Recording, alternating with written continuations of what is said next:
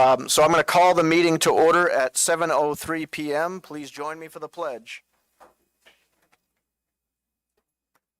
Pledge allegiance to the flag of the United States of America and to the republic for which it stands, one nation, under God, indivisible, with liberty and justice for all. Thank you. As we indicated, we do have a couple of non-publics that we have to deal with. We're going to try to do those now and get them out of the way between now and 7:15. So I would entertain a motion to go into non-public session. I move that we go into non-public session under RSA 91A. Moved by Catherine. Second. Second by Mr. Dunning. All in favor? Aye. Thank you. We'll be in non-public. We'll be back right after 7:15.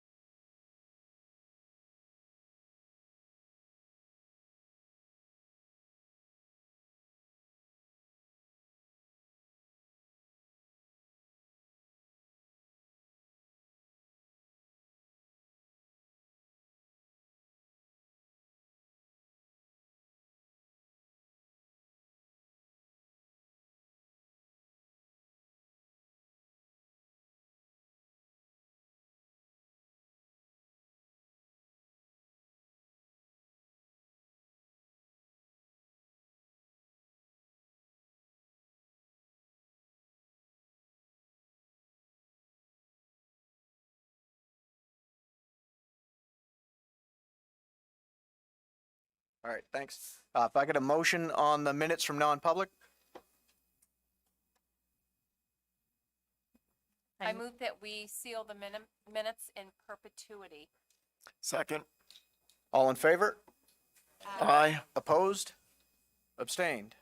All right, thank you. With that, we have reached the first period of public comment in our meeting tonight. So the primary purpose of a board meeting is to conduct the business of the district. It is not the same as a town meeting or deliberative session.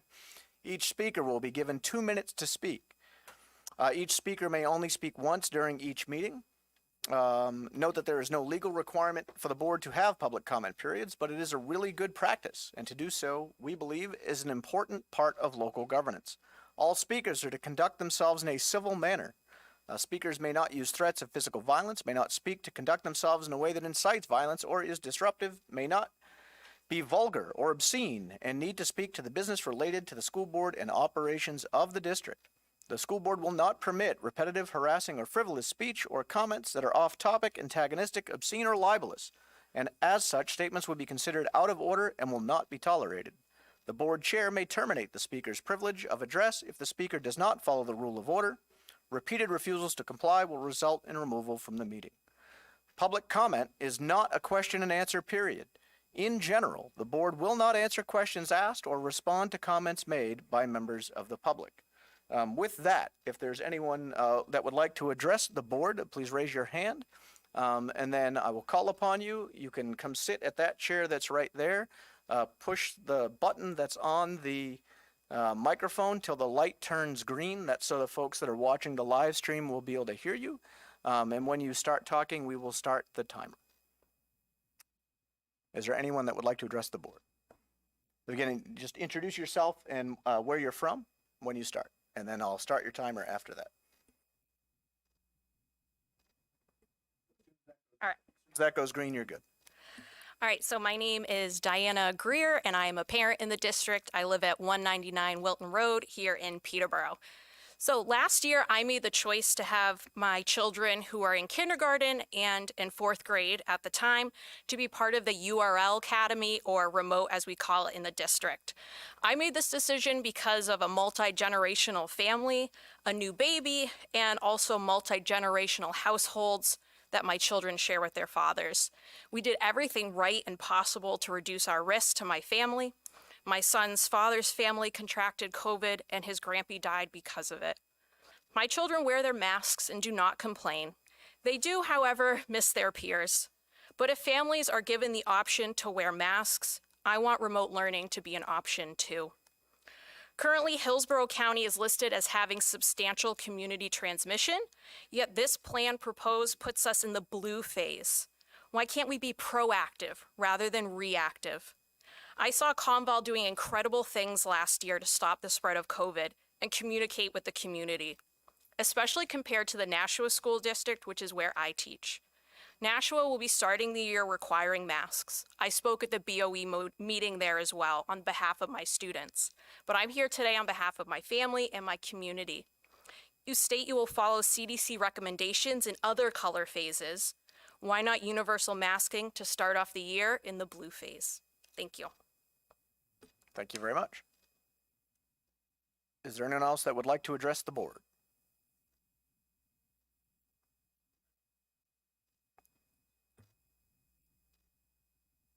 Again, just make sure the green light is on, and then introduce yourself.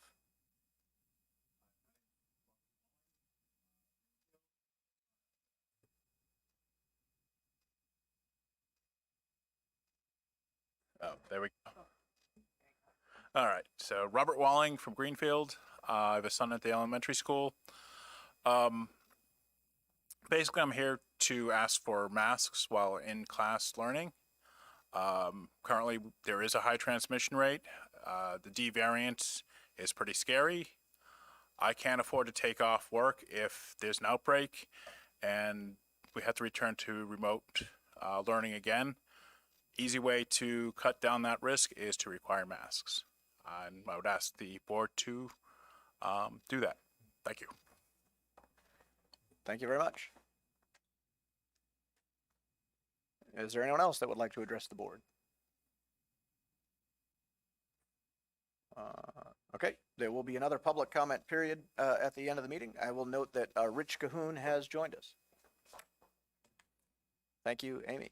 All right, with that, we are on to the reopening plan. Kimberly. Okay. So for those of you who do not know me, or for those of you at home, thank you so much for joining us. I am Dr. Kimberly Rizzo-Saunders. I'm the Superintendent of Schools. My job tonight is to walk you through the plan, the changes in the plan, the data that we have, so you can have some context to the plan, some COVID monitoring team concerns, and then finally to really turn it over to you to tell you, here are your decision points that you really need to think deeply about.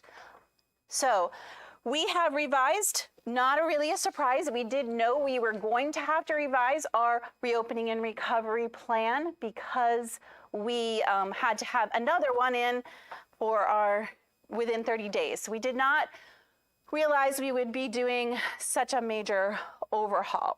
So I'm going to start by kind of contextualizing things for you. We have 78% response, 1,639 responses. That represents 78% of our student body. For those of you who are familiar with survey data, that is an incredible response rate. Staff, 353 responses. That represents 80% of our staff. And that's all staff, okay? So I'm gonna get right to it. 1,639 responses to this question, and this is what it looks like. Not a whole lot of surprise here. 62.4% said their children will return regardless of masking status. 19.8% said only if masks are not required indoors, and 17.8% said only if masks are required indoors. And here is the overall information about vaccinations. We have, and just to note, we had less people answer this question by 12. 28.7 were fully vaccinated.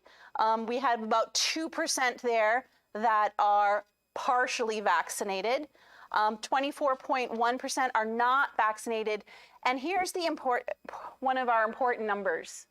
45.2% of the respondents are they were too young to get vaccinated. There are 1,002 children that attend our district that are under 12 years old. So they do not have the option to be vaccinated.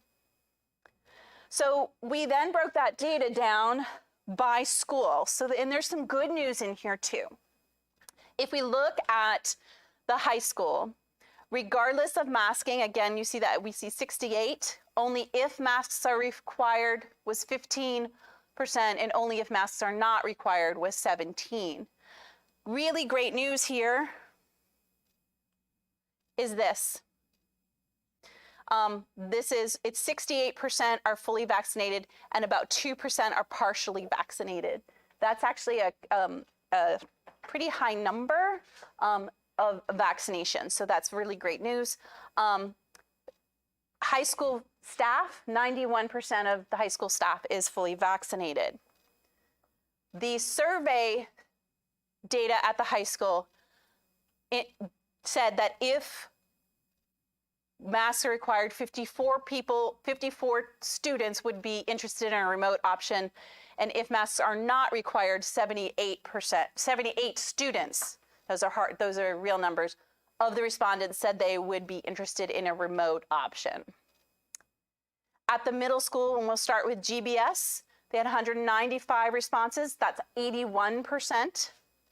And 70% said regardless of mask requirements, 22 students, or 11%, and 19. So as we go through, you'll see that those statistics that were for the general population just about hold true at each of the particularly at the larger buildings. And then you can see here we have, remember at the middle schools, at the most, we can have 50% of our students, or approximately 50% of our students vaccinated. That would be the most at this point that we could have. And then you can see again, vaccination rate of the staff is 95.4. SMS also had exactly 81% of response. And this is regardless of mask requirements, 61% will be in school. Only if masks are required was 60 students. Only if masks are not required was 48. And here we also have the vaccination rates with a fully 90%, almost 91% of the staff fully vaccinated. GBS students, if masks are required, there was 22 that would be interested in a remote option. If masks are not required, 13 would be. SMS students interested in a remote option, 15 if masks are required, 37 if they're not. And then we have elementary schools. We did not break this down by elementary school because, as we all know, we have some small elementary schools. We wanted to make sure there was no, personally, after 4, when you get into like numbers like 4, sometimes it's easy to tell who's who. So regardless of masks, 56%, only if masks are required, 19, only if masks are not, 24. If masks are, there's about 40 who would be interested in a remote, and if masks are not, about 74. So with that said, we made several changes to the document from the, not from last year, although there are changes from last year too, but from the document that went out in actually a month ago tomorrow. So one of the things we said that not only are we going to be looking at community transmission, but we are also going to be looking at positivity rates, but also vaccine coverage. So this is going to be something that we're going to add to what we're looking at. And again, if you have seen the document, you know we went through and highlighted any substantive changes. If we changed a word or used just clarity of language, we didn't highlight that. All right. Also in here was something that the board had requested, and that was talk a little bit about how those recommendations get made. What do they look at? What do they do? How does the COVID monitoring team say, look, at this school, this classroom really needs to consider going from blue to green or green to yellow? So the blue phase to the green phase. One of the things is we would look at new cases in the Greater Monadnock Public Health Region. The reason that we selected the Greater Monadnock Public Health Region is because it is more representative of our communities, and because all 9 communities belong to the same region in this case. Prior to that, there were multiple regions that we were looking at. So we would move to blue to green if new cases were per 100,000 were between 100 and 500, or the positivity rate was greater than 10% and less than 50%. So that is the blue to green. Green to yellow was that there would be greater than 500 per 100, and that anything over 50%. And I would, again, green is everyone's in school, blue is everybody's in school, yellow is we're looking at a very specific population, and then red would be everybody is home. Yellow to red, we said, can only happen in 3 situations. The decision is made by the school board, like it was originally when we all went home. Executive order, or that New Hampshire Department of Health and Human Services determines an outbreak or cluster in a specific building. So we would then move that building home. In addition to all of those things, those pieces that we look at, we also look at these pieces. Where are the cases located? So if there's 100 cases in Cheshire County Correctional Facility, maybe we are less concerned about that than we would if there was 100 cases across our 9 towns. What is available for outdoor space? if we're in the fall or the spring, that's very different than if it's the dead of winter and kids are sometimes having to miss recess because it's too cold to go outside because it's -20. Also really important is what the medical facilities and personnel are, and if they are or are not in surge. So if there's not enough medical personnel or the facilities are really strained, that's something that we have to consider. We will continue to monitor cases town by town. So if you are not familiar with the daily COVID monitoring update, we literally put how many cases are in town by town by town each day. And we will continue to monitor cases within each school. Again, if you looked at that, we actually say this many students were out, these many students were quarantining, these many staff were out sick for no matter what reason. Okay. So where does all this data come from? So we actually use the data from the COVID-19 newhampshire.gov website. And we use these dashboards. We use both the maps, and you can see here, or I'm hoping you can see here, there we go, that there are different types of interactive maps. And down this side right here are all of the different ways that you can see the information and data. And this is the different public health regions.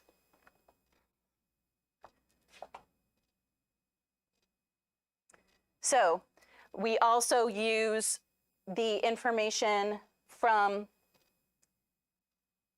case summary. And here we can look at hospitals, but we can also look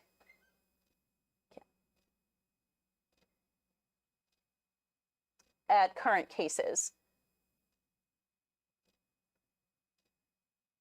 Sorry, it's not being super cooperative. So this map right here tells us how many cases are by county, but also how many cases are by town. So we use that every day. We also had some changes. We are using the CDC information for isolating and quarantining. So they are saying if you're fully vaccinated, which is described as 14 days past your second shot or your last dose, you do not necessarily need to stay home, but the CDC recommends getting tested 3 to 5 days after any exposure. And close contacts, regardless of the test result, the CDC recommends them quarantining at home for 14 days if they have not been vaccinated.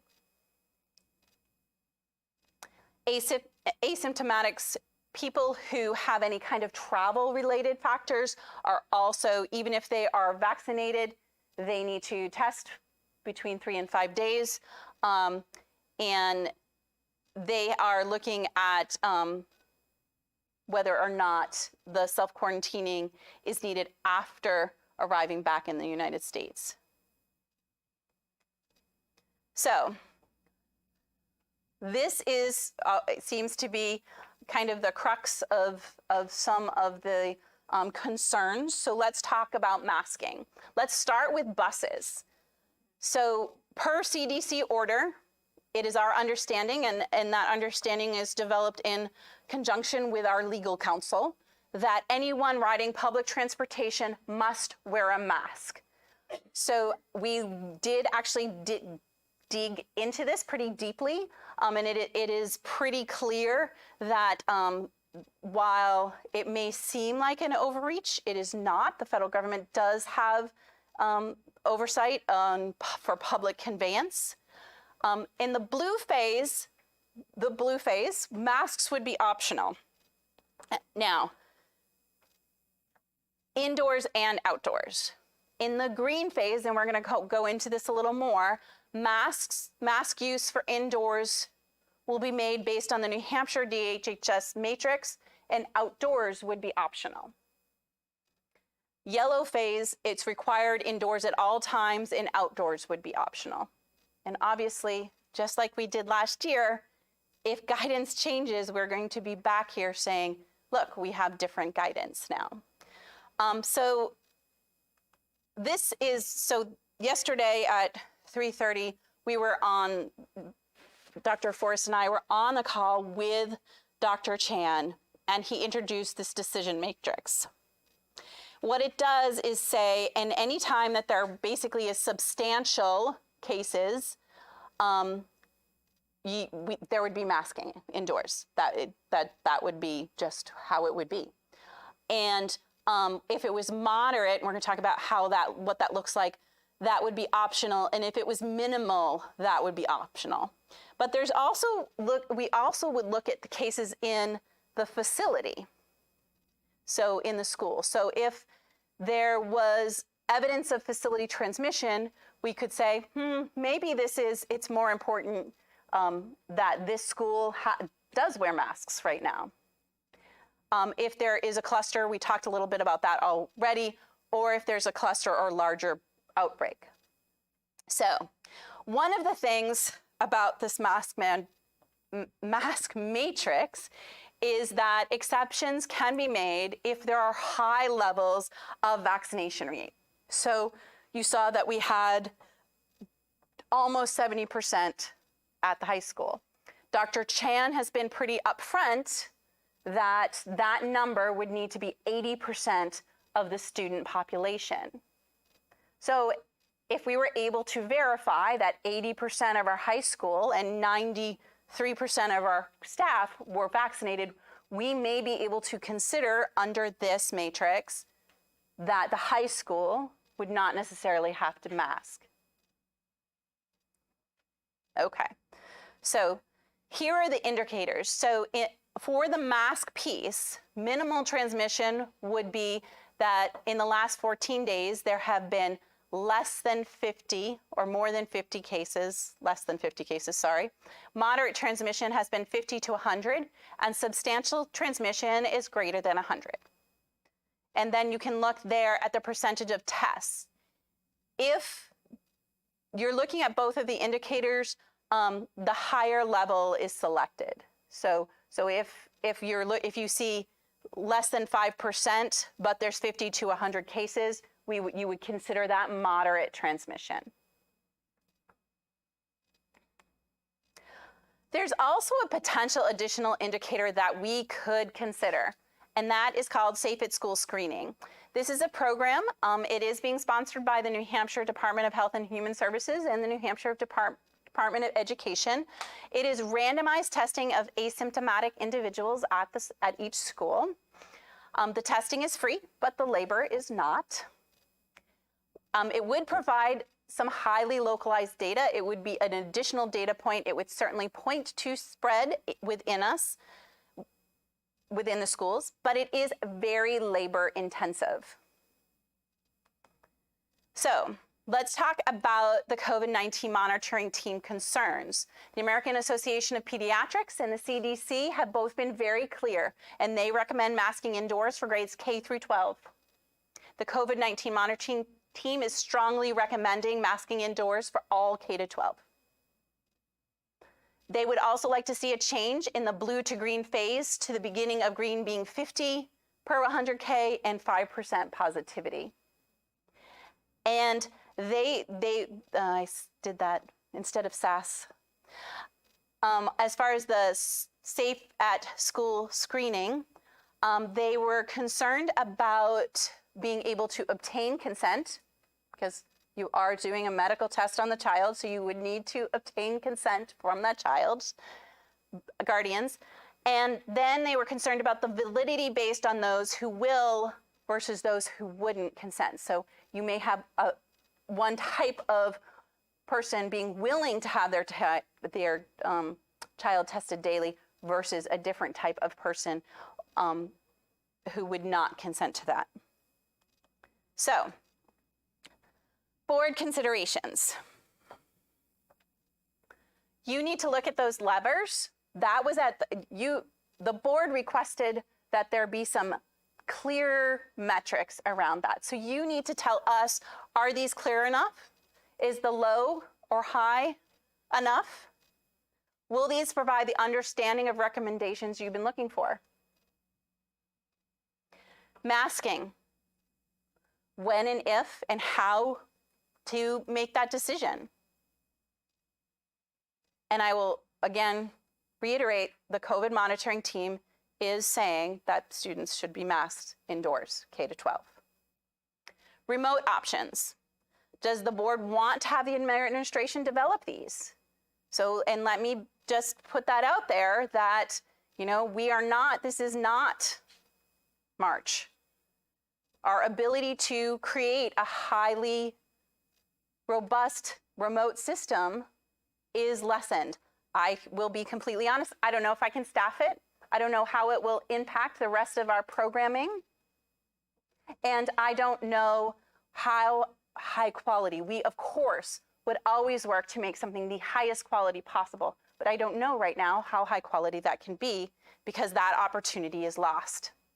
And that we can't get that time back. What do you want to do about SAS? Should we explore doing this? Maybe not. Maybe it's something you want me to look into. We are going to have additional facilities needs because we are going to do the outdoor class space. That means there's no way around not having, it's a labor intensive, get it, intense. No one even laughed, not even a little. It's labor intensive. And then you need to make a decision about the overall plan. You can send us back to tweak and move. What we know about numbers. So let's start there. And this is what we know. We know we can put in layer after layer after layer of multiple mitigation strategies to stay in school. That 500 doesn't come out of anywhere. It doesn't come out of the sky. That 500 is about where we were in February. So we know we can be in school until then. We are, honestly, a little worried what happens when, at that point, if you remember February, all of a sudden, very slowly, things started to drop off, and I was very relieved. We also had, 3 weeks of remote too. But so we know we can successfully keep students in school. We need to have the proper mitigation strategies in place to do that. We have shifted podding and cohorting a little to reduce, but not eliminate, interaction. What we cannot do is we cannot ask teachers 5 to 12 to do what they did last year. We don't necessarily have the space to just spread out 6 feet apart all over the place. We definitely can do 3 with no problem. That again brings up the layering of mitigation strategies. If we're at 3 feet, what's the next mitigation strategy that's in our best interest? Okay, so I am very happy to answer questions about the plan. And I'll stop there. Thank you, Superintendent. Questions for the Superintendent? Comments? Rich? So should we follow the order of board decision points that you put up? Is that You want me to put it back how up? is?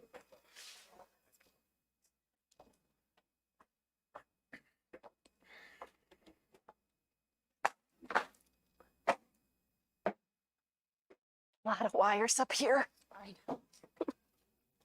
So for me, thank you for adding the metrics that will be looked at to the plan. That's very helpful. In terms of whether they're clear enough, I think an example from like two slides back, which we don't have to go back to, but the COVID monitoring team recommending that we move the dividing line between blue and green from 100 cases, as is recommended by the state epidemiologist and the Department of Health and Human Services, to 50 cases per 100,000 is exactly the sort of thing that I was talking about a couple of meetings ago, where I'd like to know specifically where that comes from, because that's literally going against the advice we're getting from other people. So that would be my point there. Yes.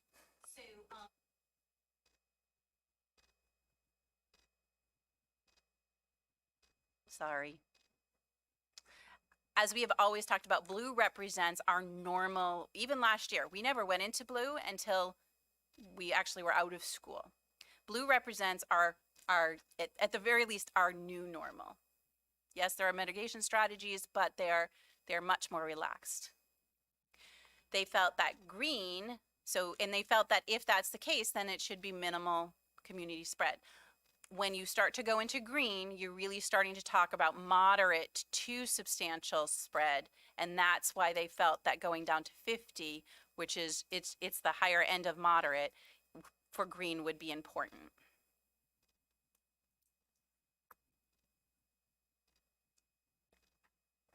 Okay, I'll go again. Go ahead. So the potting, the modified potting, it's not like last year. So about a week and a half ago, Dr. Chan said on NPR that in the case of infections in a school, that only close household contacts should end up quarantining. So would that mean that we are doing the potting in order to prevent transmission, but we're not going to send entire pods home this year?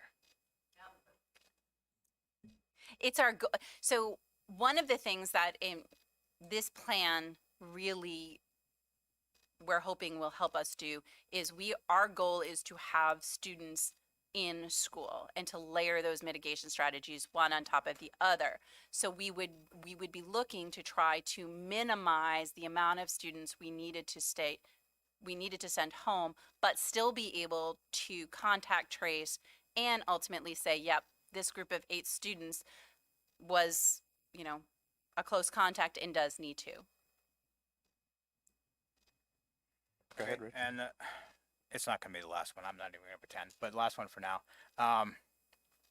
The number of students whose parents said they would not send them if we were either not fully masked or if we were, seems to equate to roughly 300 students in either case, a little bit less. That's just about right.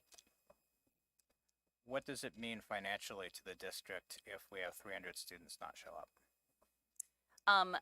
So in both cases, it's north of $1 million in adequacy, just adequacy dollars. That does not include IDEA dollars, Title IIA dollars, et cetera. So it is definitely north of $1 million in both situations. Jim. Can you clarify when that adequacy reduction would hit us? That would be not this year, not this school year. It would be for our next school year. So when we estimated our adequacy dollars, we would need to estimate them for this next. So when we start the budget, if we do this and we do actually lose 300 students, we would need to estimate those adequacy dollars at about it's almost $1.1 million less in both cases in revenue. So, which would increase the district assessment. For the sake of the other board members, I was aware of what the answer is going to be, and when we talk about budget guidance for the next school year, fiscal year 22-23, on next Tuesday night, we'll talk a little bit about that. It's October 1st enrollment will affect the following school year. Thank you, Jim. I got to follow up on that. Yep. So the reason I asked that question is this increase in cases happening at this time, it seems to me, means either we are incurring additional expenses this year or significant lost revenue next year. It's bad financial news either way. And I just think that's important context for when we talk about what we might spend to prevent this from happening, is that if we lose 300 students, we're in a lot of trouble next year. Sorry, did you not hear it?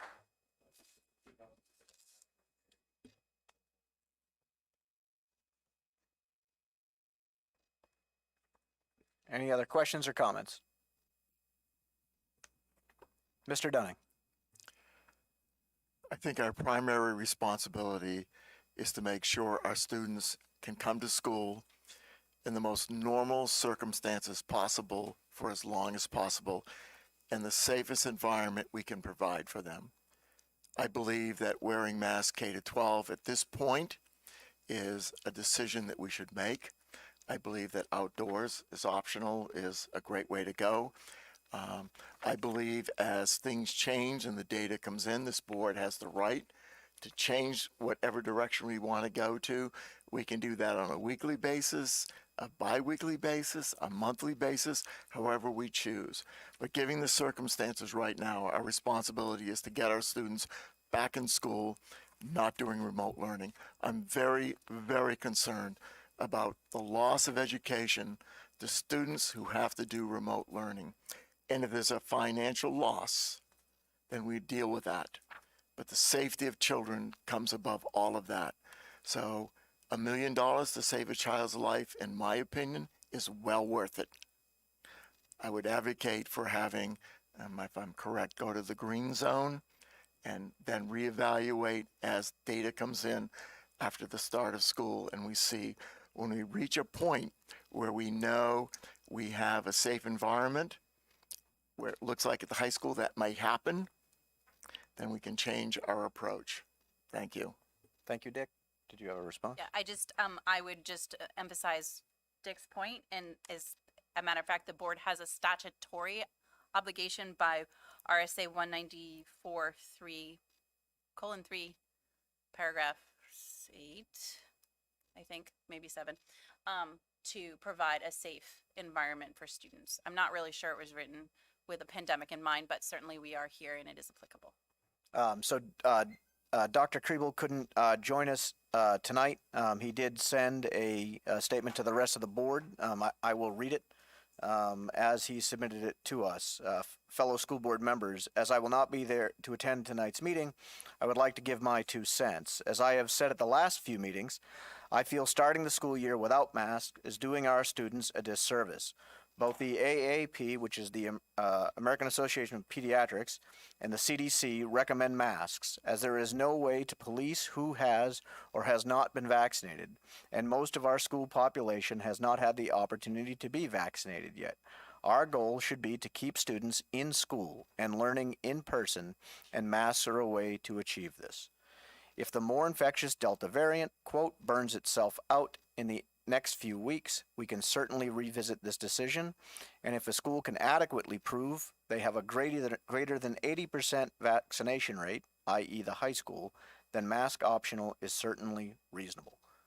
So I wanted to make sure that although Dr. Kriebel isn't here, his opinion was included in tonight's discussion. Hold on, Kevin, and then Dick.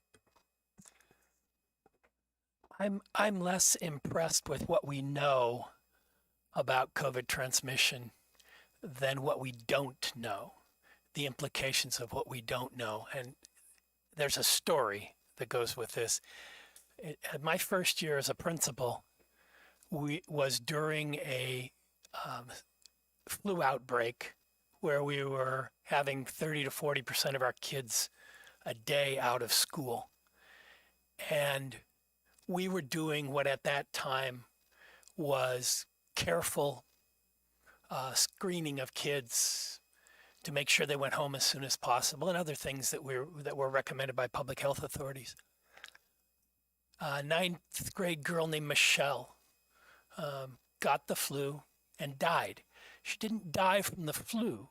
She died from an underlying condition that she had, an underlying heart condition that she had.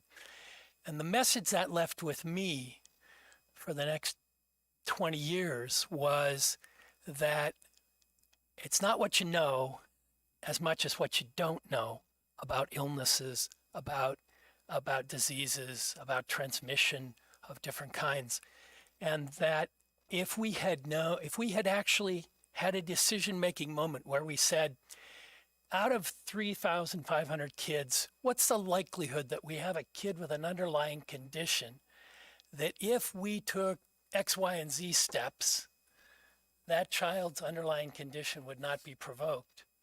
Would we have done it? And I think, along Dick's lines, I think we would have.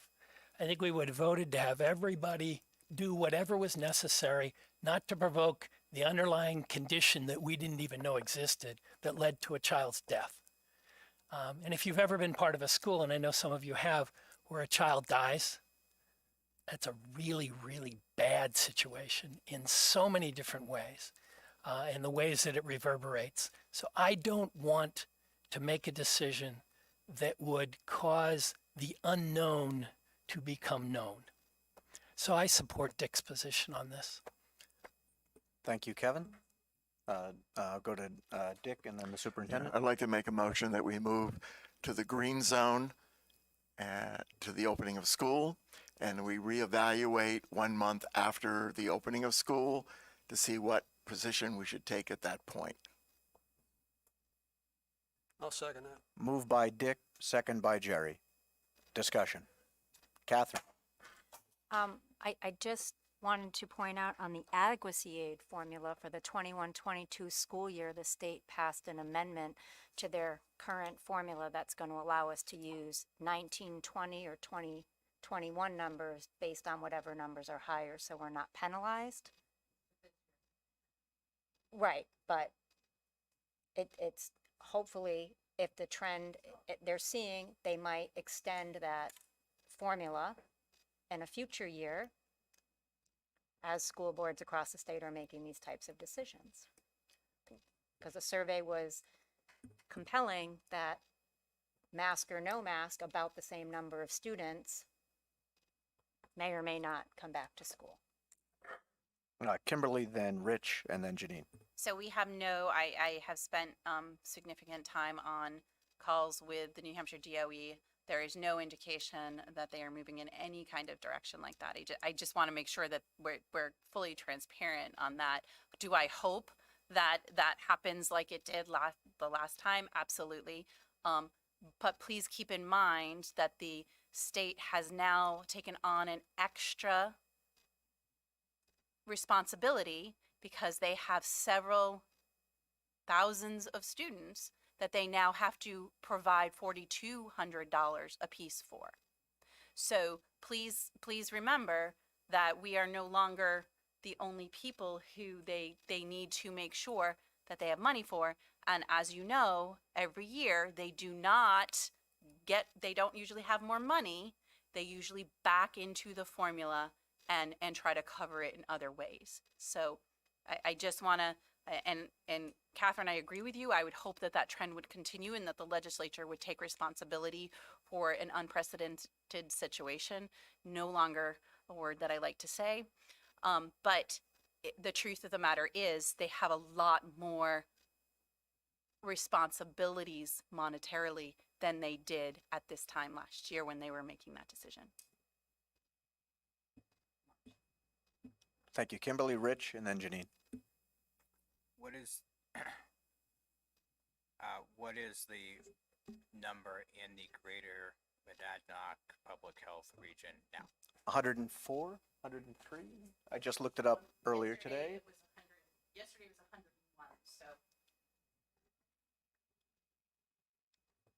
So if in the next 2 weeks it got to 120, then that's well above the threshold. And if it got to 80, what would happen? Right, but under the plan, if we drop them below, if we adopt Dick's motion and then we drop below that threshold, what's the next step? Then the board would get back together and can decide whether to stick to those things and could move then back to blue based on those metrics. I believe that's the intent of putting those types of numbers in the plan, and I believe that's why the COVID monitoring team was suggesting that that number be lower to address that exact issue. I think they felt the 100 was probably too high. When I checked yesterday, 6 of the 9 towns had cases. Not thankfully, they are small enough that the number's not reported, and therefore they don't give us a breakdown on variance at the local level. So I can tell you that the district vaccination rate for individuals 15 plus, because the census doesn't give me 12 plus, is about 62% of the Conval district at large is fully vaccinated against COVID-19. So this motion would just moves us from blue to green. It's nothing about the rest of the changes or considerations up there. We're just talking about blue to green. Dick's motion would simply move us into the green category. The rest of these, I think, then remain up for discussion. That's how I would interpret that motion. Is that an appropriate? It is correct, but I said we'd reevaluate after the beginning of school 1 month later. So school opens in green, 1 month later we reevaluate. So a month from the opening of school. So the first reevaluation to move anywhere off of that, unless for the wheels falling off the bus, if you will, bad pun in a school district, would be then on or around, I don't know, September 30, the first meeting in October, maybe. I think that's how you would interpret that motion. Great. Okay, hold on. I had Janine. Oh, sorry, Kimberly, go ahead. No, I just a point of order, sort of, would think that you would want to either adopt or reject changes in the plan before you decided blue, green, and those. That's and maybe you want to do it differently. It just That's a fine approach by me. So do you want to cover the rest of the topics in the plan before we do that? Or do you want a motion on that? As long as my motion is brought forward at some point, I don't care how we get there. Okay, thank you, Mr. Dunning. So then I'll go to Janine, and then I had Alan, and then Catherine. So I have two questions. The first one is, it wasn't really clear to me that if we're in the green phase, our masks, then it's masks K-12. at this point, based on the levers in the green phase, the only place that would not be masked or had the opportunity to not be masked with the matrix would be the high school based on vaccination. So with the levers that are in place right now, if we were in green, and the transmission, because the transmission rate is substantial, then we would be masking Indoors. indoors, Okay, except Because- potentially for the high school, depending we're on the able to rate. verify vaccination. right, but they're not there yet. They're still They are, transit. right, Right. particularly I mean, we wrote into the plan that, that should be 80%, based on Dr. Chan's recommendation. Well, we have the opportunity to make changes, to move changes to the plan if we, okay, all right. You're the So board, this- you can do anything you want. Yeah. That's what her question was. Okay. Are there other elements we should discuss, particular questions that are in there now before we Right. say, and by the way, now we're in this phase? Okay, so my next question is about remote options, and it's, does the board want to have the administration develop these? And when you were doing your presentation, you basically said you really don't, like, it would be very expensive, you don't have the resources, and you can't verify for the quality of a remote option. So, did you say that? Oh, yeah, No, you didn't say I that. most Okay. definitely said that. Okay, so I'm thinking about, how we don't lose those students who that 17% who did not want to be masked. And like, would they accept a remote option anyway? Like, would that be an acceptable option for them? So we did ask that question. So we did have some students that would accept, about 50%, Of the 17%? Yep. 50% of the 50% 17%? of well, if we are wearing masks, it would be 15% of the about 50% of the 20%. Okay. But that differed a little by level. So, but again, the opportunity to create a robust, the time, yeah. So Right. we would be, I can't even promise that we would be ready to do that on the 30th and 31st. I just, I mean, you all have experience with this administration and the teachers in this district. They will work so very hard to do the very best they can to come up with the highest quality system they can put in place. But at August 12th, Yeah, it'll be hard. right. Okay, thank you. Alan? On Dick's motion to start in green phase versus blue phase, is that basically because of the masking issue? Or is that to take all the differences between the blue phase and the green phase and start with the green phase? Are we only moving to green phase with the motion to move to green phase because of masking? You could ask Dick that question more than me. The earlier conversation about accepting the changes that were made in the plan, I think addressed that. So I read the plan, and when I read the plan, what I saw was moving into the green phase addressed the issues that we need to address. So that's why my motion was move into the green phase. I understand what the superintendent is saying.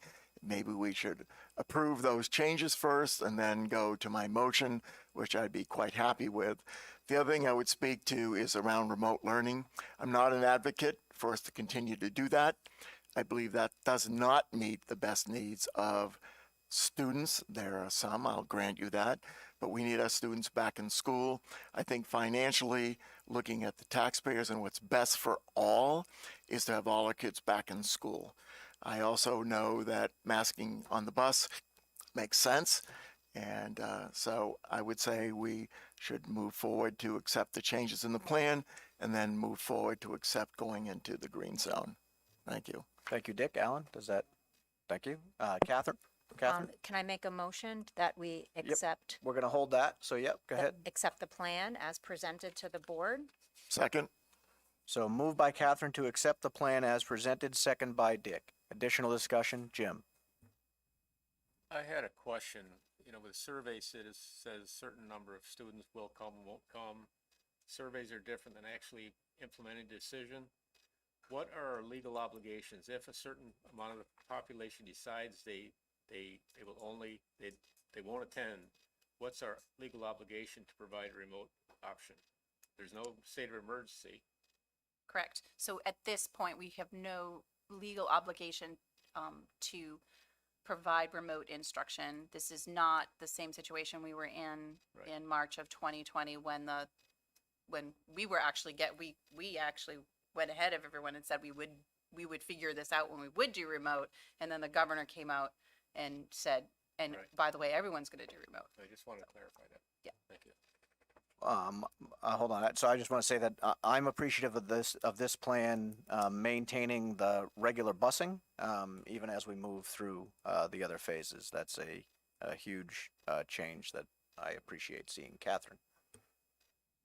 I think the plan as developed is very comprehensive, and it touched on all the points that I personally was looking for clarity as a board member, and the levers, and all the options available. I did want to clarify, though, a comment that was made by the chair.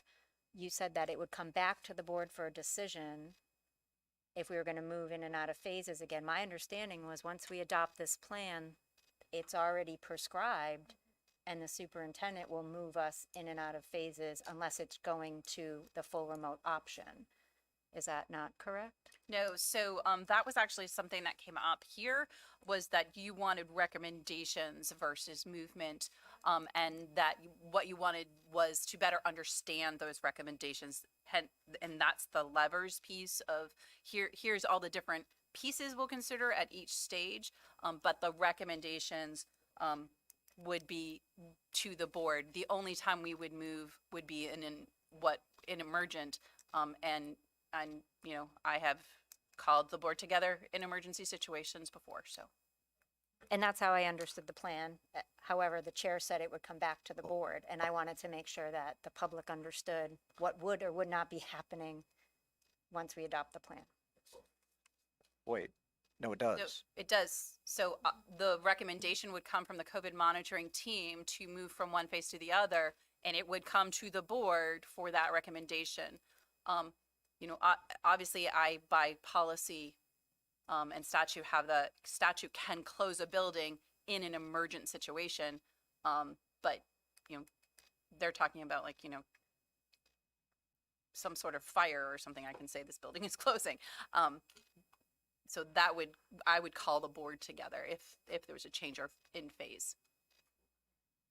Yeah, I think it's important to know, and there'll be a statement issued, the draft of which you've all seen. Thank you for those that got comments, explaining to the public that it is ultimately this board who decides on what that is. We take the recommendations from the COVID monitoring team, from the others, but it is this board with whom that final decision lies. Again, outside of emergency situations where obviously the superintendent is expected to and empowered to act. Janine. I apologize for being so thick about this masking question. I really do. But I'm just not comfortable with the mask optional language in the green phase. And I feel like somehow looking at the, For outdoors? no, for indoors. There is none. There's no Okay, optional. okay. There would be, That would just be outdoors? right, the only time it would be optional in the green phase would be outdoors, unless if you change the levers, there would be a chance that you could actually no, in the green phase you would pretty much be masked. Okay, so if we're in the green phase, we're all masked indoors. Except for, right. Right. I Okay. mean, it would be a highly unusual situation. I mean, a whole school would have to be vaccinated or Okay. at the elementary level, or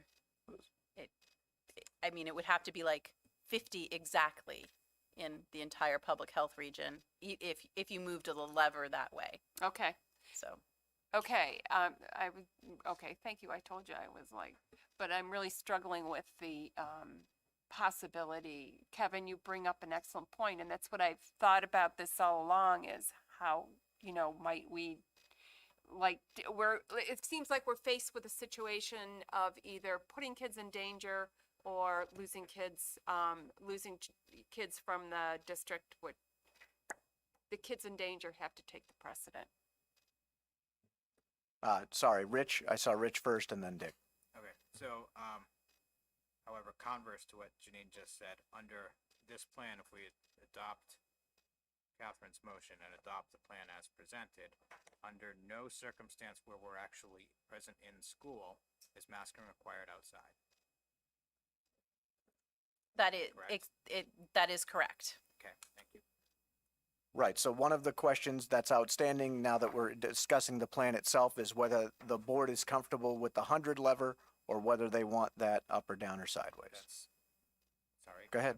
I mean, the plan. Right, it does, presented- it does, it does. No, I'm saying, now that you're into the plan and the motion is to approve, you could have amendments submitted. We don't have that.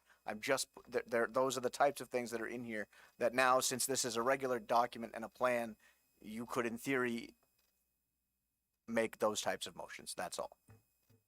Dick. Yeah, I just wanted to assure Jane that my motion was to make sure kids are safe, period. And that would be in school. Outside, that's a different environment, but absolutely, I wouldn't vote for anything other than making kids safe. Thank you, Dick.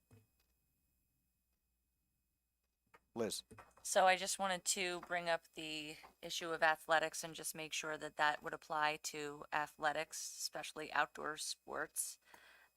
The masking, if we did move that lever, that, outdoor sports would be able to be played regardless of how close proximity one is to another kid.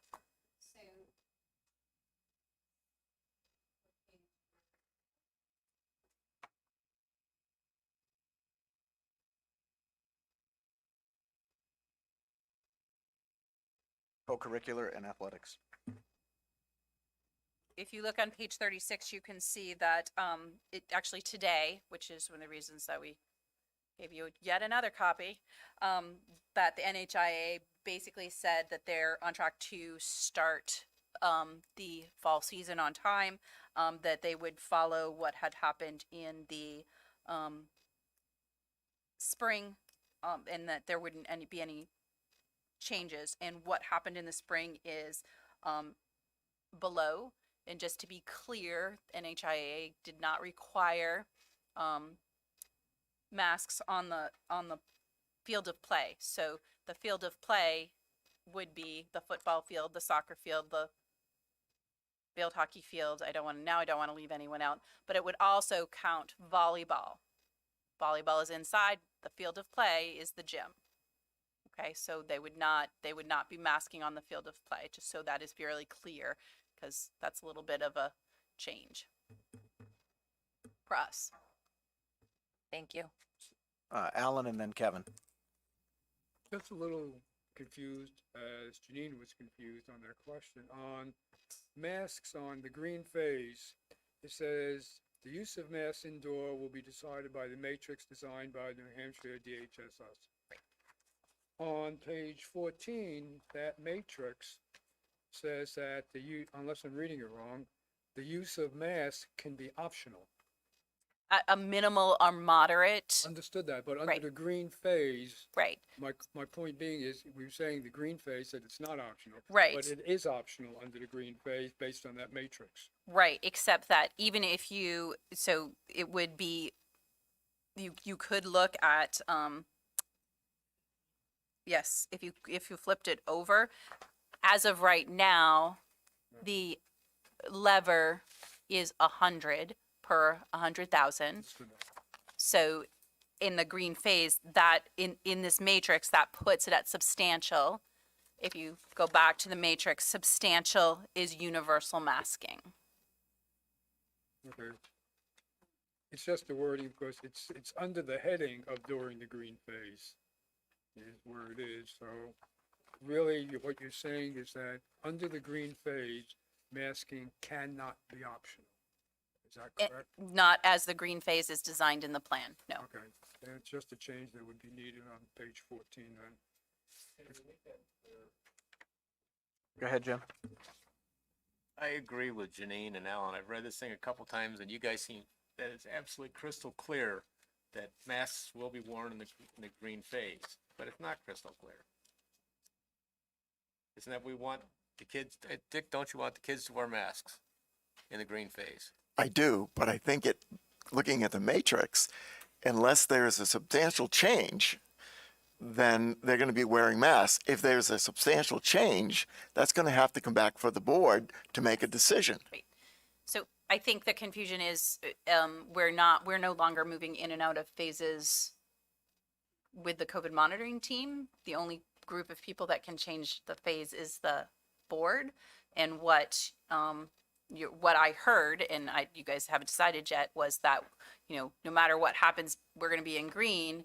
And no matter what happens, based on this plan right now, we're going to stay in green, and we will move to, we may move in a month, but we won't reevaluate for a month. That was Dick's motion as I understood it, which will come back as soon as we're done this discussion. Then what I would strongly suggest is, well, if we vote this, if we approve the plan as written, and we follow Dick's motion and say start in the green phase, that we be absolutely crystal clear in our communication that means that mask for everybody. And walk people through the plan, how you get there, because I'm struggling. I think a couple people are having a hard time following the dots. Okay, Kira? This might just be for my own clarity, but the way I'm reading this is that in the green phase, we use this diagram within the green phase. So the green phase can cover minimal, moderate, or substantial community transmission. It just means that all students are in school 5 days a week together. Am I correct? Yes, but remember, the lever for the green phase is 100 per 100,000, which is substantial transmission according to the matrix. Now, if what you want, and so I'm just reflecting back what I'm hearing, is if you want to say in the green phase, students are going to wear masks, and we can consider other solutions for masking based on vaccination rate, then you should eliminate the matrix and say that. I mean, we were trying to provide more options, but if options are more confusing, then narrow that and say in the green phase, there's going to be masks, and we'll look at an 80, if a school has 80% vaccination, we will reconsider. Hold on. I'm hearing. Kevin and then Mr. Dunning. Page 14, that matrix. It's an unanswered question because it says minimal, moderate, substantial. It tells what will happen each. The question is answered on page 50. That tells you whether you're in minimal, moderate, or substantial transmission. You check that, you can see whether we're in love with the number 100 or not. It says we're in substantial transmission, right? Yes. Then you go back to the other matrix and you say, I can only consider the column where it says substantial transmission. That's the way I read the two of them working together. Is that?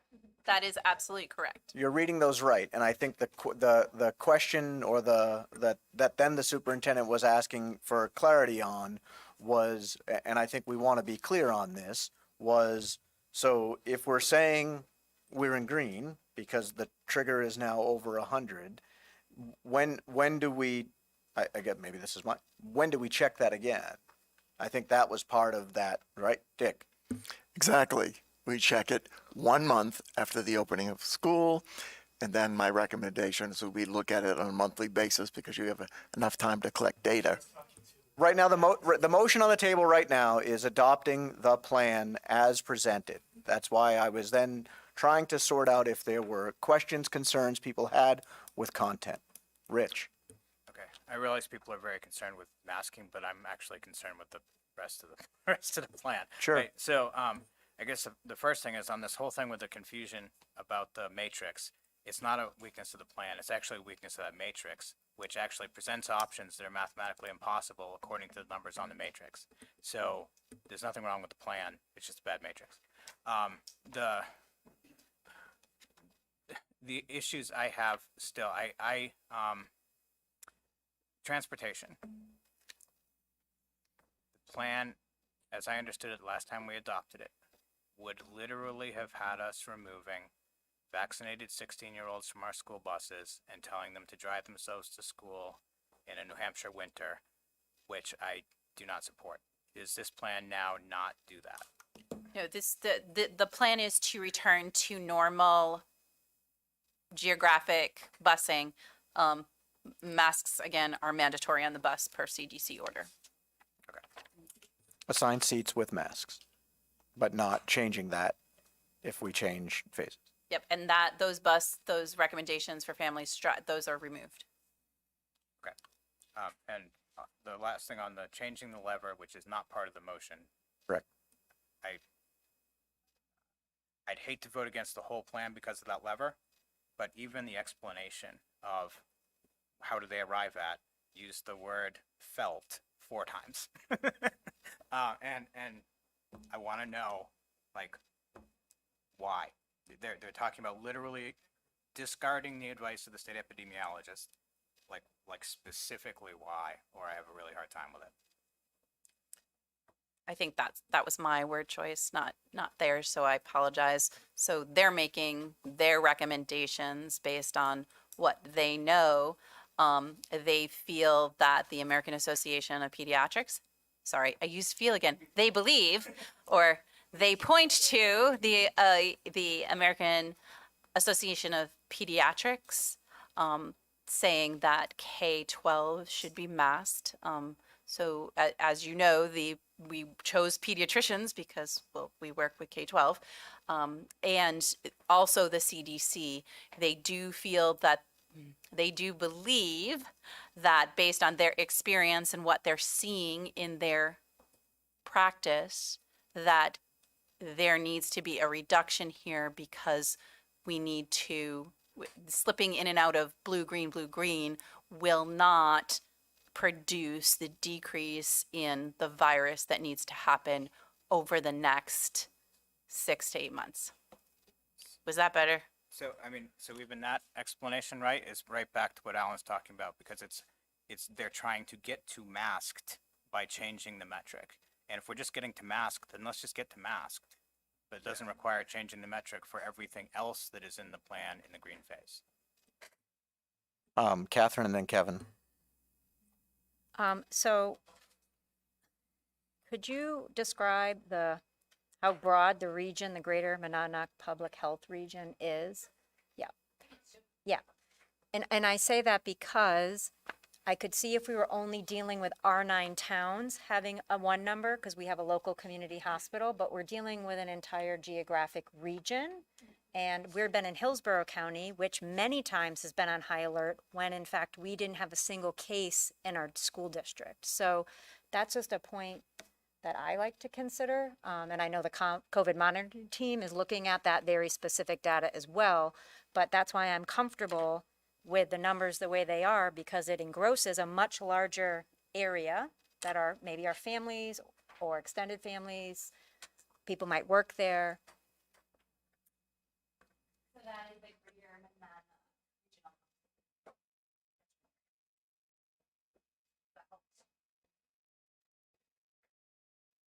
regional.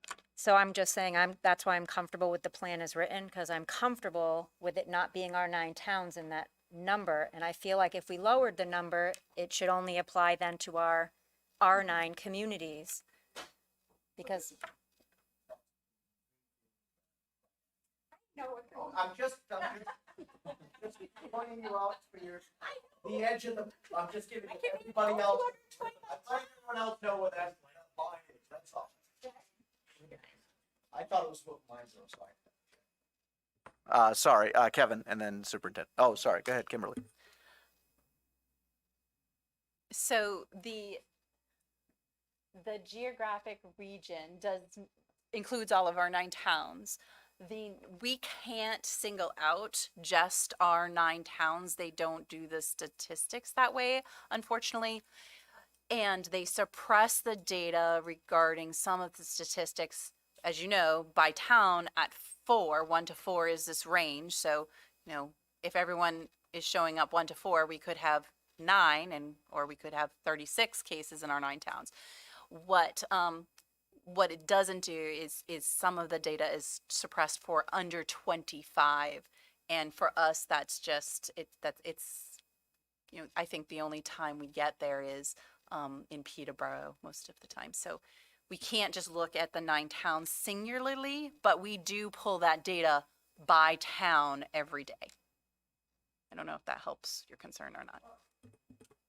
Catherine?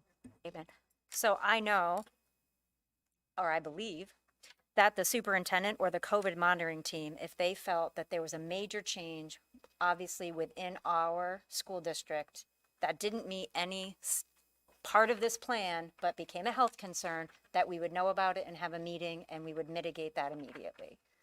I hope my belief is correct. Very founded. Kevin and then I actually have a question.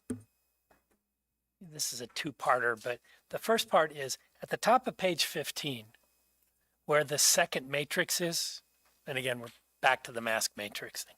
It says level of community transmission is determined for the Greater Monadnock Public Health Region as follows. And that's where we get the alteration really in the 50 to 100 that Rich has pointed out. What does that sentence, where does that come from? Is there such a thing? Sorry, as what? The Monadnock? Is it the Greater Monadnock Public Health Region that has, I got that. I got the geography okay. question. My question is, has that group, are they the ones that reset what the CDC said? Oh, See? Because that's what this seems to imply. That is no. I'm sorry. So this matrix, the decision matrix and the indicator matrix that's on the top of 15 both came from New Hampshire Department of Health and Human Services. Okay. The Greater Monadnock Public Health Region is a geographic catchment area. So is it DHHS? Is it DHSS? HHS? Are they the ones who have altered the threshold numbers for minimal, moderate, and substantial. Yes. So, So it isn't our COVID monitoring team that altered those No, numbers. well, nobody else. just let me finish. Okay. So to give All you right. just so New Hampshire DHHS uses 3 categories. They use minimal, moderate, and substantial. CDC uses 4 categories, and maybe that's the difference. And we developed our 4 phases around this concept of 4 categories. So there's minimal transmission, there is moderate transmission, and now I'm going to forget what they all are. There is substantial transmission, and then there's one that I'm not remembering.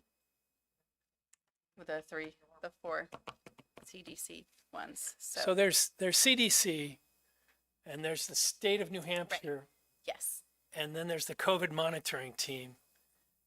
What I'm trying to figure out here is our COVID monitoring team has refined what CDC, or have they refined, or was it the state that refined CDC? Right. So it's the state. The state has more or less combined the 2 middle categories.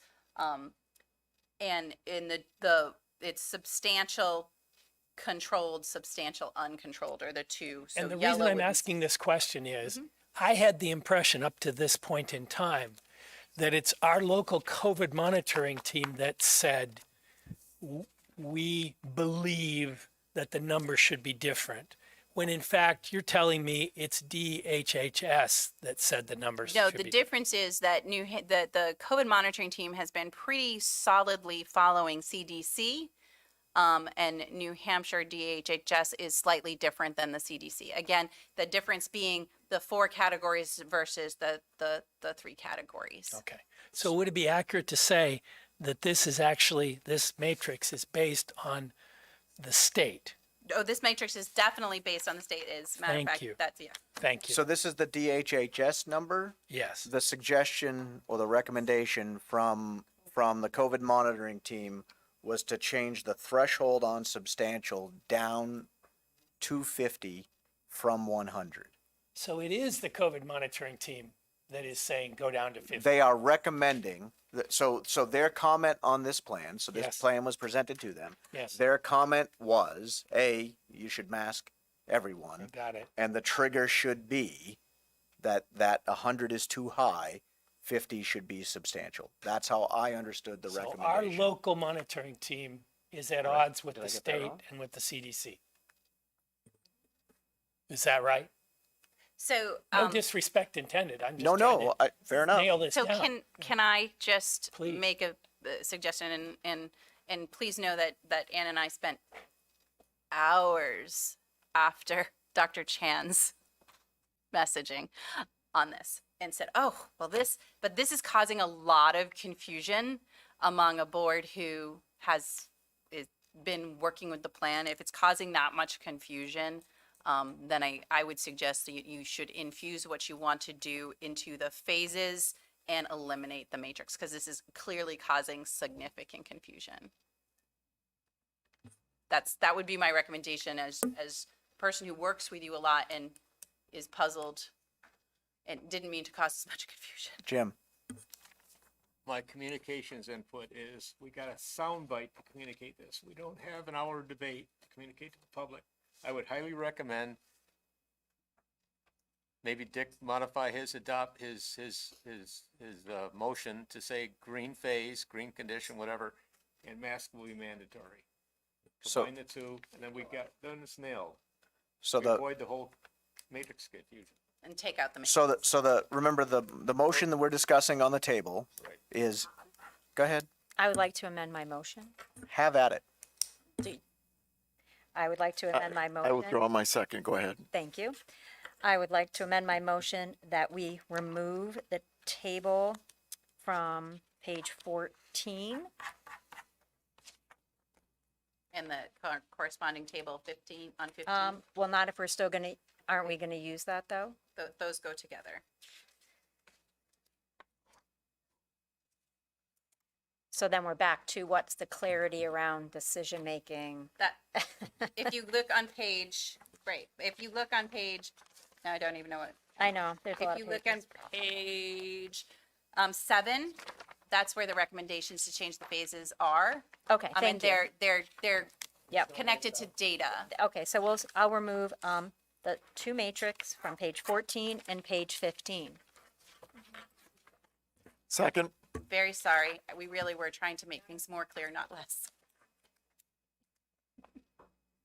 And by removal of that, yeah, I just want to make sure I'm absolutely clear about your intent, is that green equals, green or anything to the right of that equals masks. Yes, my intention is that green or above equals masks. And I've Thank you very heard much for from, clarifying that. So that's the motion that's on the table. The second is by Mr. Dunning, Rich, and then Jim. But green is still at 100 cases per 100,000. yes, which is covered on page 7. Right. Just making sure. And That is we what don't that know says. the basis for that number, right? Or we do? On page 7, Got it. it describes pretty much a narrative version of the matrix.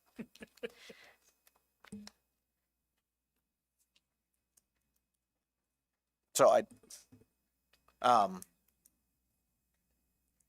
so maybe this is so I want to make sure I'm clear on this too, as I'm attempting to navigate all of your questions. So I think that's probably an improvement to get rid of those two tables to clarify what people are reading. But, so if by next week, and this is where I want to make sure I understand the intent of the board, if by next week that 100 threshold is now lower than 100,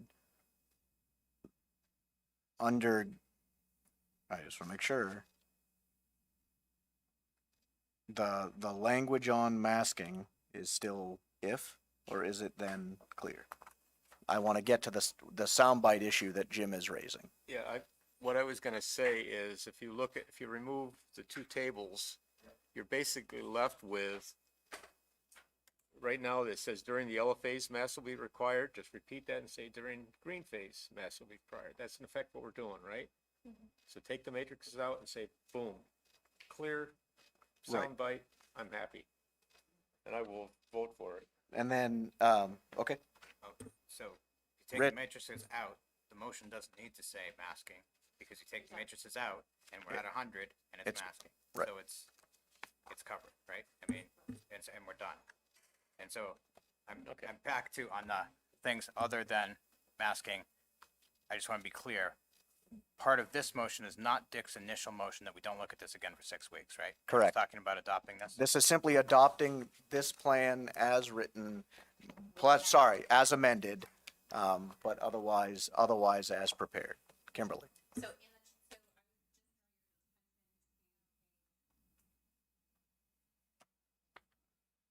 Sorry, I would just draw your attention to page 37, 38.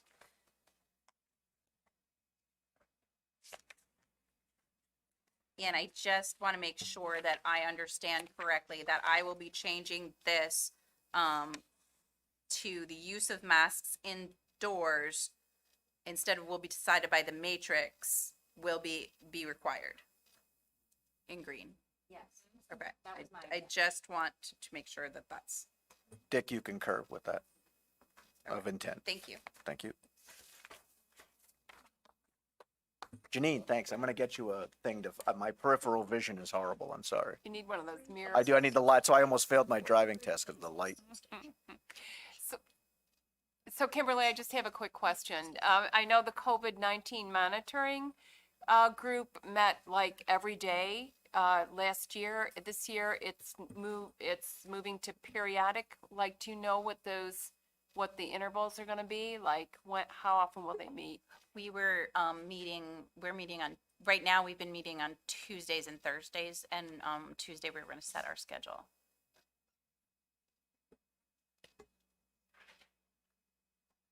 Any other questions or comments related to the motion on the floor, which is to approve the plan with the amendment to strike the two tables and the language adjustments required to comply? Any other further discussion? Hearing none, seeing none, all in favor? Aye. Opposed? Abstained? Mr. Dunning? I want to go back to your motion so that I don't Same miss it. motion. Same motion. So I want to make sure we're clear on this motion. Your motion was that we open in the green phase And reevaluate 1 month after the opening of school. at the board meeting that follows the 1 month mark, because it won't be Correct. exactly Whatever 30 that might days. It'll be. I want to be as clear as we can on your motion.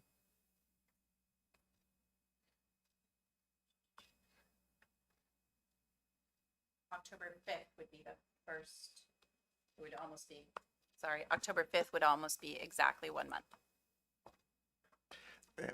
And by then you should have some pretty set figures on enrollment, or do we? October Yes. enrollment comes in. Yes. October 1st enrollment would be done. Thank So you. we would definitely have clear.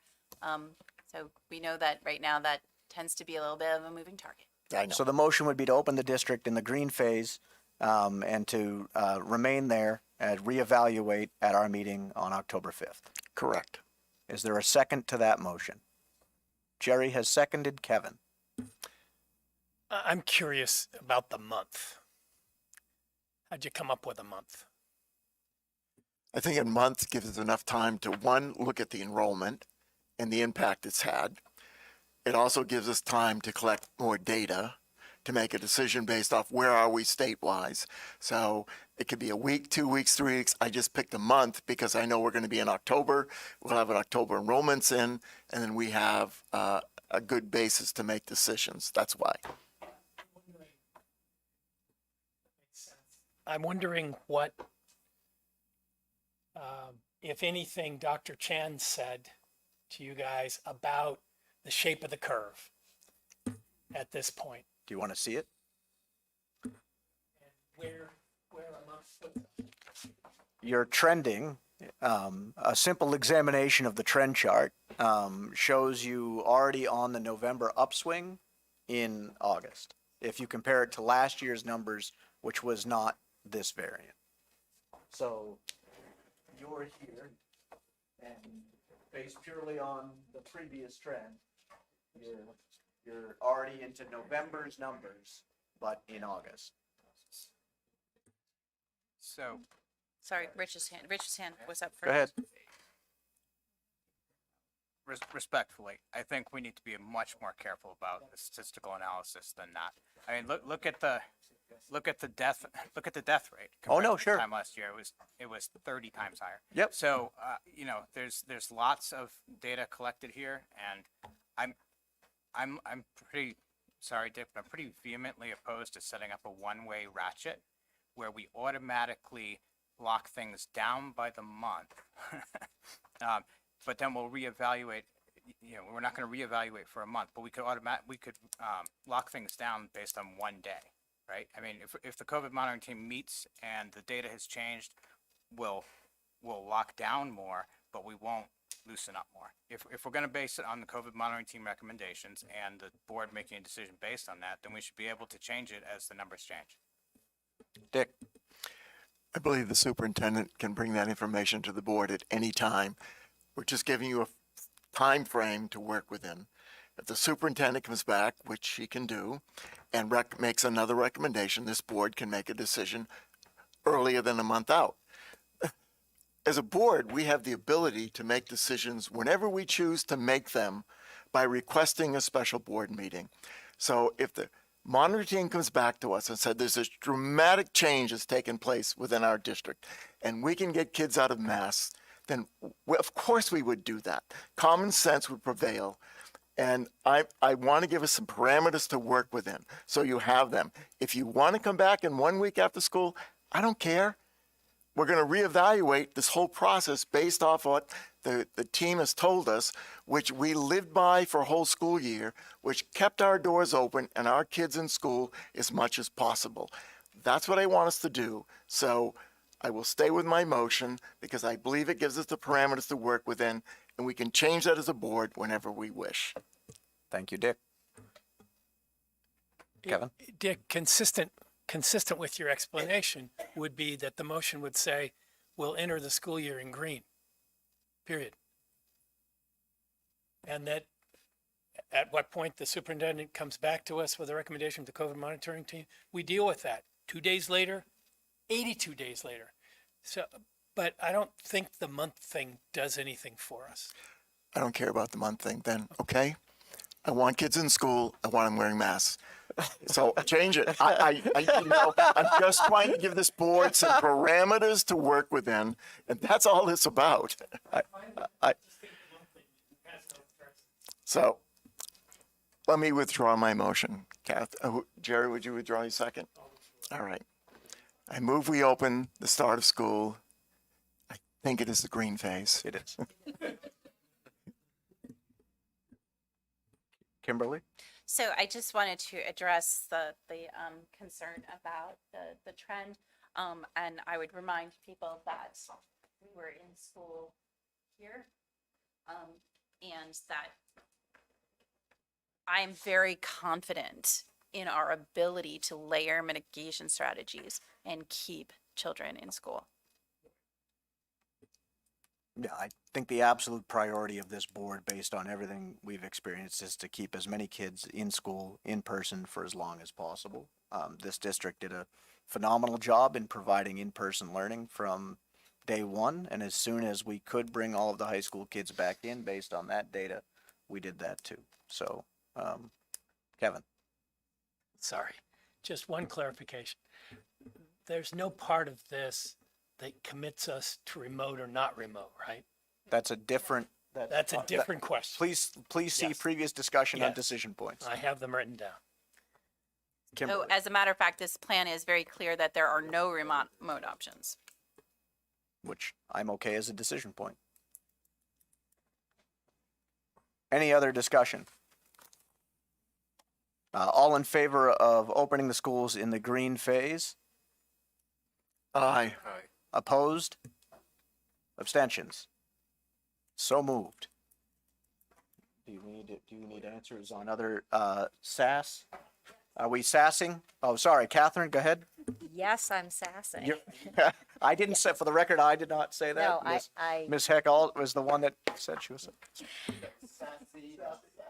Well, I would ask the superintendent if she has any particular recommendation around that, as I'm concerned about exploring that option based on the COVID monitoring teams, people willing to participate or not, as well as the labor intensive piece. And I just would like to know if you have any more information about that. So I have the same reservations that the COVID monitoring, and by the way, I didn't bring them up as I was sitting listening to them. But I wanted to make sure you knew that it was available to you. It would be another data point, but it is not at this point something I believe is in the best interest of the district to pursue, simply because with some of our small schools, it's not going to give us enough information because they would be too small for that level of sample size. And the other piece is because of we're asking so much of staff on screening. We're asking so much of the nursing staff to look at who's sick, who's not, write it all down, get it into a chart so we can keep those statistics, that I just think it's so labor intensive that I'm just not sure it is worth the information we'll get. Rich? I want to make a motion on the levers. On the levers? I want you to help me formulate it. So, I'm not trying to dismiss the masks. I know it matters to a lot of people on both sides, but masks matter at the margins. What matters most is vaccination. And so I'm very concerned with us trying to lay out as clearly as possible. Things change when we get to this point, because you need to give people a light at the end of the tunnel and a motivation to actually get vaccinated. So we've talked about it a little bit, what that would be at the high school. I had understood the 80% to be 80% of all the people in the high school, staff and students. But if that's different, I just want to know what exactly that lever is, and I'd like to make a motion so that we adopt it. I like that lever too. And I share the same question as to whether the 80% was, is there a second to Rich's motion? Thank you, Catherine. Kimberly. So I'm going to respond with a question. So you would like to see in the transition information? Not necessarily. Oh, Just to cut you off a little bit, it can be a separate motion entirely, but I want us to make a commitment to people. We get to this vaccination rate, something changes. oh, okay. So So- if we can get to 80, and his question was, is it What 80% is it? of students? Is it 80% Okay. of the people in that building? So I will call New Hampshire DHHS. I very heardly I very much heard it was students, but did you hear that too? That's what you understood too. So, but I will follow up on that, and it could just have been because the conversation was focused on student population. So I will follow up on that, and I'll have an answer for you on Tuesday. So, do you want to do that Tuesday? Do you want to do that now? Or how do you want to phrase it? If we meet the requirements? Yeah, I want us to tell people in Jim's soundbite. Yep. What the requirements are, because otherwise people who are on the fence aren't gonna get vaccinated. Right. So, Agreed. so I guess it can wait till Tuesday. It doesn't make a lot of sense to me why we would separate out students and staff for purposes of. I have the That- same, but- I have the same, I have the same. And I agree with you. That's not what I heard, so I just want to follow up. Kira and then Catherine. I just want to offer a suggestion of why students may be singled out, because in a typical classroom, you don't have an equal proportion of adults to students. There are a lot of adults who work in a school building, a lot of staff members who are not in classrooms. There are secretarial staff, custodial staff, paraprofessionals who may be working in isolated areas one-on-one with students. So those additional adults are not in the general population of a classroom. And within the four walls of the classroom, the idea is that 80% of the people in there would be vaccinated. So that's my understanding of why that number might be singled out. Catherine and then Rich. Just along that same line of conversation, do we have a plan like we did in the spring for a vaccination van, the mobile van to come back out to the district? Or a thought of that? I can certainly reach out to Trish San to see if that is in the works or plan. That has not been my impression the last couple of times that I have interacted with either the other superintendents that the Greater Monadnock Public Health Region anticipated going back out to schools. I could be mistaken. They may do another round when another group opens up. Francistown. They were in had Francistown. a pop-up clinic last did. night. Yeah. I saw that. But Catherine, on if that becomes available again, that's definitely something we should consider. On to Rich's point of, and this is the payoff if you do. So can I modify? You absolutely can we can. Modify the motion. Please. To suggest that based on what Kimberly finds out from New Hampshire DHHS, if it's 80% student vaccinated, fine, that's what it is. If it's 80% total, fine. But when we get to 80% of whatever DHHS says is the correct population, that we unmask at high school. Catherine? Yes. Perfect. Any other discussion on that point? All in favor? Aye. Opposed? Abstained? Motion is adopted. So, as soon as you have that data, that would be great.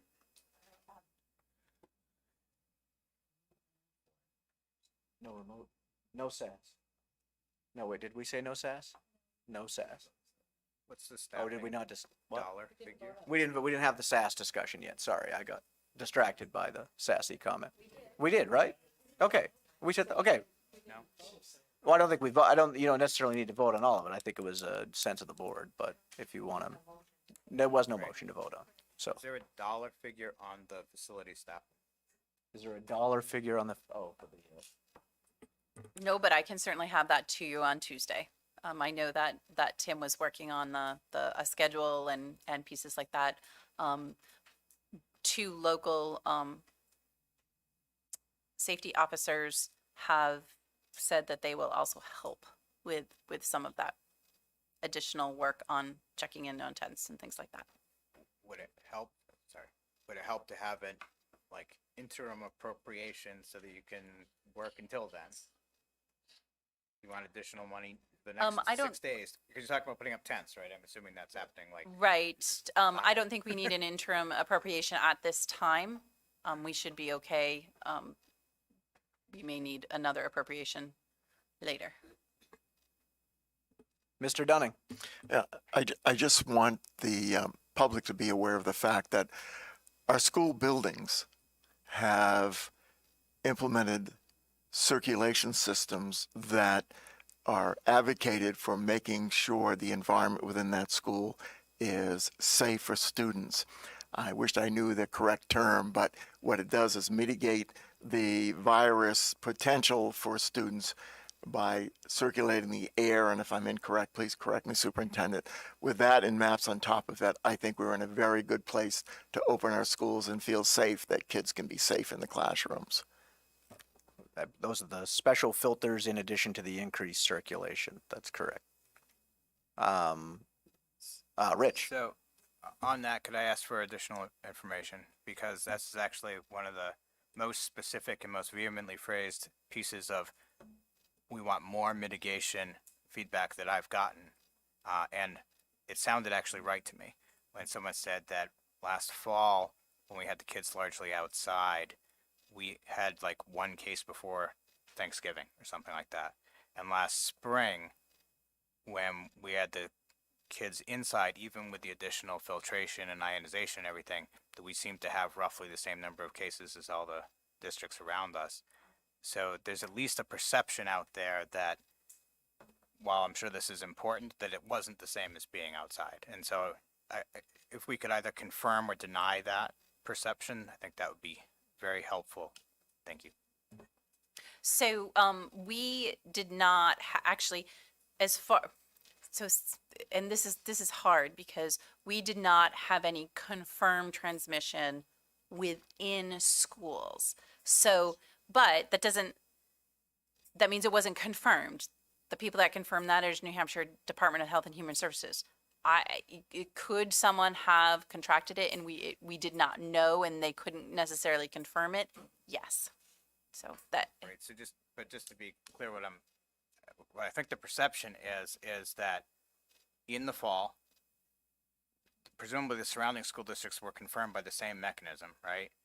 And they had a lot of cases and they closed and they sent kids remote and they did all kinds of things. And that didn't happen here while we were outside.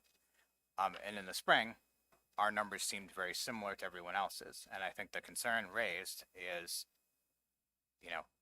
well, I mean, I'll tell you flat out, the concern raised was, why weren't you in tents in the spring? But I suspect that they would apply that same logic to this fall, right? So I'm just wondering if we have numbers that deny that, that's fine. Then I'll tell it to them. And if they confirm that, then I think that gives us some direction.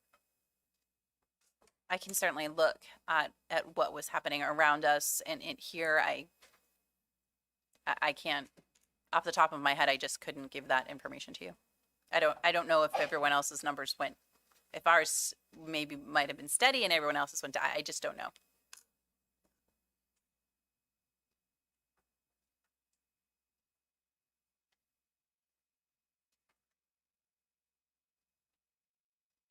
I think that's the list of additional considerations. Anything else on this before we move to the next agenda item? Rich?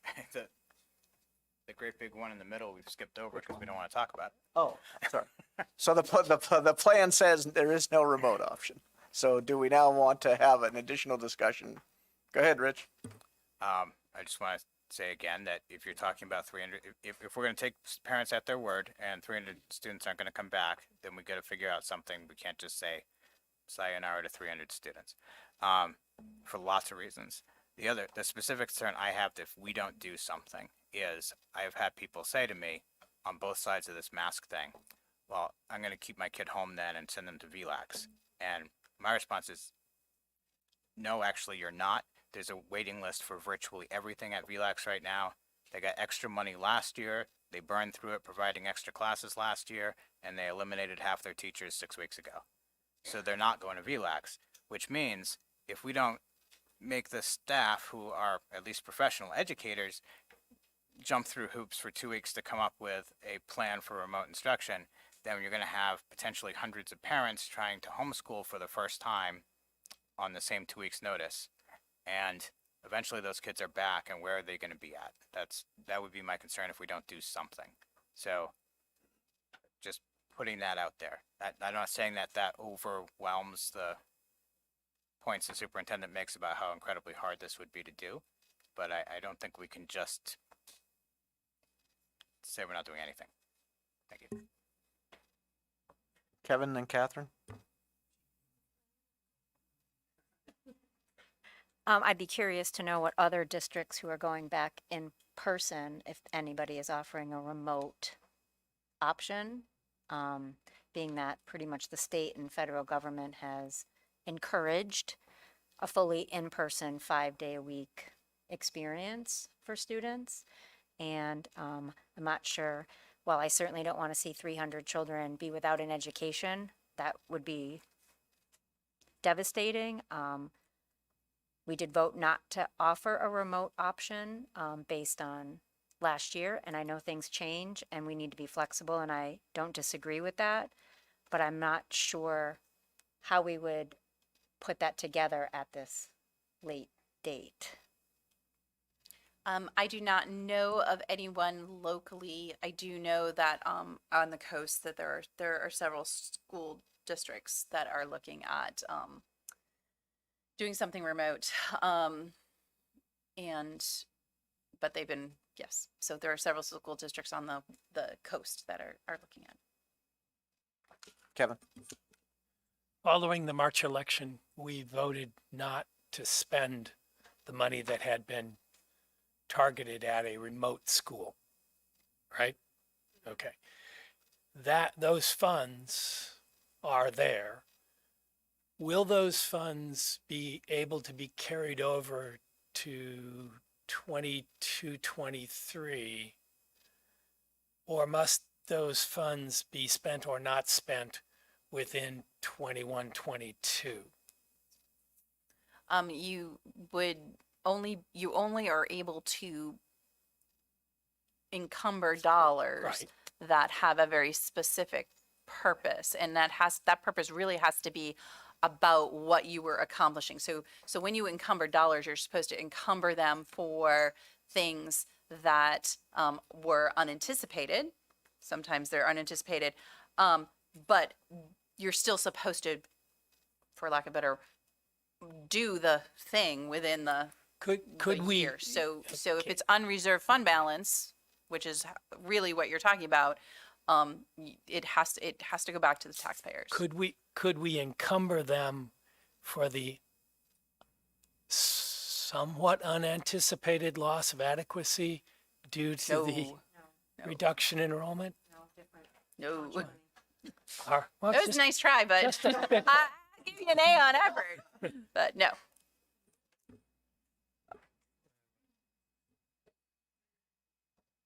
Rich? Okay, federal government and state government have both been very clear that they want schools in person 5 days a week. Everything that the state DHHS has given us and the CDC gives us is that at the top 2 of 4 categories, you've got a substantial number of students remote. So if you're right, Tim, that we're at November's trend line in August, then by November, we really ought to have some sort of plan. So just to be very clear, this is not when I don't want people to think that we don't have a plan. If we're shifting a large group of students to remote, or we all have to go remote, we have the mechanisms in place to pull those levers that we hope we never ever have to pull again. But my concern is not about, of course I'm concerned about that, but that is not my stress about creating a parallel remote option is what you were hearing before, is to make sure that that is high quality, and that is something that is going to be substantial enough for students, and just worried about the time period. Do I think Yeah. we could pull something together? Absolutely. That's But very staffing helpful. it, et cetera, would be difficult. That's very helpful. Thank you. But can you just assure us then? I mean, you said we cannot have the teachers in the middle schools and high school do what they did last year, and that would be true. I think, maybe, I don't know what your plan is. Even if we were forced to go remote by the state, we still wouldn't try to have them do what they did last year. Is that true? When I refer to what they did last year, I really mean that they had two groups of students, one at home attending remotely and one in front of them. And that was particularly challenging and caused a lot of fatigue on our teachers. And that is what I'm talking. We cannot ask them to do that again. And so that will not happen no matter what. Not unless you direct me to, and Right. So That if would we be a were different ordered by conversation. the state to do some, to cut the number of students in half and then we would come up with a different way of Yes. instructing the students. Perfect. Thank you. My dream of a high school math teacher then becomes true. No, I don't know. I'm just kidding. I already offered to drive a school bus. I don't know what else I can do. All right. Thank you, Rich. Anything else on any of the components of that? Discussion points, decision points? Jim? One thought comes to mind, when would you have that recommendation on remote options to us? If you talk about, I think, You just said no. There was no, as I understood, the question was answered to Rich. Or are you still interested in a, I didn't make a motion. right, no, there was no motion, just so, I misunderstood them. no problem. So there isn't one. She could if she had to, which I have no doubt that they could, given the abilities this district has shown, but she'd really like us to not instruct them to do so. That's what I heard. We'll know in early October. All right, see, we're all paying attention. We're good. Good, all right. We off of reopening and on to related matters. so in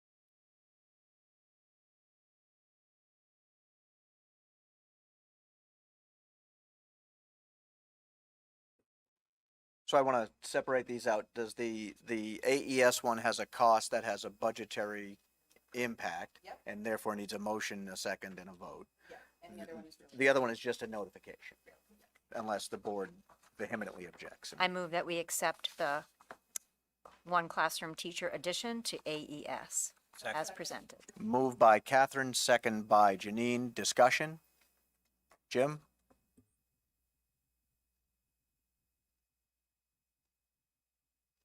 You already have used you've already used the plus one. So this is a plus one. plus one. And if things are correct, I will tell you that we are seeing kindergartners again, particularly at one school in particular. So I will have better idea of that on Tuesday. Are you going to be able to fill that? Hold on, wait, hold on. Can we finish on one? Can we finish on the one before? So all in favor of the AES motion? Aye. Opposed? abstained. And now the question on kindergarten. It wasn't really about kindergarten. Oh. Are we going to be able to, we're going to be able to fill that? Oh, sorry, I misunderstood. And Sorry, Rich. and how is that position and others that we may have approved impacted if parents were serious and now we're going to have 300 kids not show up? Right. So that's, we definitely are going to, one of the things that we will do after Tuesday's meeting and hopefully at the end of Tuesday, you'll feel like the plan is the plan and we're moving forward is I will send the plan out again after you review all of the changes not that you asked for extensive changes, but all the changes that you've made, and you give me the go ahead, the green light, I will send that plan out. I'll give parents a week to really look at it, and then I will send a survey out asking them to, are you coming or are you not? And parents are generally really at that place that they know that we're looking for numbers. They're usually very good. They were excellent last year about being very upfront about that. Still related. Rich. Could that survey then include the number you come up with for vaccination rate? And could your survey say, will you send your kid back if when we get to 80% into high school? I just think it's good to keep emphasizing that. Agreed. Dublin is currently leading in the vaccination race, so kudos to that's 76% or so in Dublin. So congratulations. I'm sure it was all of your outreach efforts to your neighbors in Dublin. That's it for other business, right? Do you have anything else?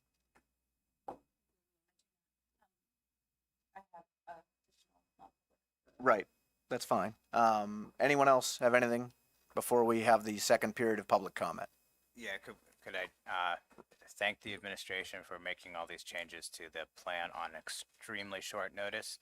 And I do want to note again that they've had to do this with what feels distressingly like the guidance we got from the state at the very beginning, which was, figure it out. So thank you for making all the changes on such short notice. Thank you. Well said, Rich. Okay, with that, we have reached the second period of public comment of tonight's school board meeting. If there is anyone from the public that would like to address the board that hasn't spoken to us already, you now have the opportunity to do so. Please step up to the mic and turn it on and introduce yourself, and then you will have 2 minutes. Is there anyone that wishes to address the board? Hearing none, seeing none. We do have several non-public items that we will need to cover, and then we can do let's do a 5-minute recess before that. So we'll come back in 5 minutes and then move into non-public. I don't foresee any business after that other than closing out the non-public items. So we'll be back in